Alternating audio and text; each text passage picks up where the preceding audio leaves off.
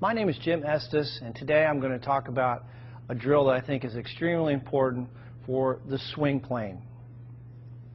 So what I want you to do is, and this by the way is going to give you an instant understanding of exactly the feeling you want to have in the golf swing. Take a club, you can put a rod, alignment rod in the grip, or I'm sorry, in the butt end of the golf club.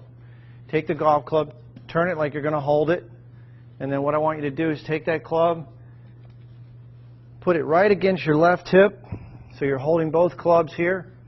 Now you've got an alignment rod on the ground and a golf ball, and what I want you to do, getting into your good posture position, your weight over the arches, feel balanced. The insides of the heels are going to be about the width of your hips. Take a swing back, slow motion, and trace with that alignment rod the target line all the way up. The shaft should be parallel to your target line at the top, and then slowly coming down, trace the line. And do this in slow motion. Right into the impact position. So this is a great feedback tool, visual feedback tool for learning the proper swing plane. Go right to your impact position. I encourage you to do this drill in slow motion, and if you have 5 minutes a day, if you do this drill every day, I guarantee you're going to improve your golf swing. So again, I think you'll find this to be extremely helpful. JimEstesGolf.com if you have any questions. So the corridor of acceptance for the swing that I'm teaching you would be the club. You got two planes. You want to go back on the, I want you to cock your wrists on the upper line. So when you go to cock your wrist, you're cocking your wrist on too shallow a plane. So the key to not cocking your wrist on a shallow plane is to keep the end of the club pointed at the center of your chest, and that'll force you to cock on a vertical angle. So we want a vertical hinging to take place.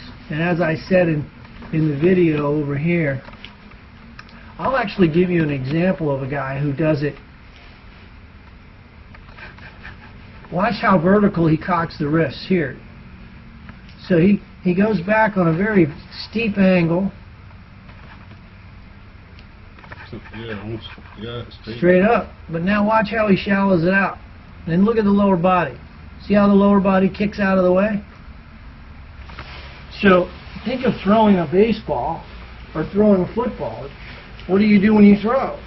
You turn. Yeah, you turn. So you got to use that same motion. I know you know how to throw a football, yes. Or throw a baseball. You got to utilize that kinematic sequence, which is hips and then trunk and then the club.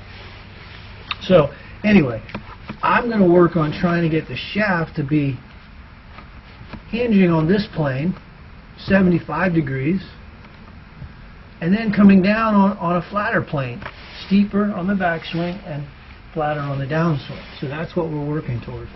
That's what the better players do. Most players go steep and then they come down on a shallower plane coming into the ball. And then you can see obviously he's finished up like we're trying to get you to finish up. Now obviously he's a pro, I'm not expecting you to do that, but I'll even show you some girls. I got these little bitty Asian girls in here. Watch this. She's gonna do it just like the men. Oh yeah, watch this. Watch this. Watch how she gets her thighs and her glutes. Her glutes fire. Look at this. Full extension. She's not playing around. That's some pretty good power right there.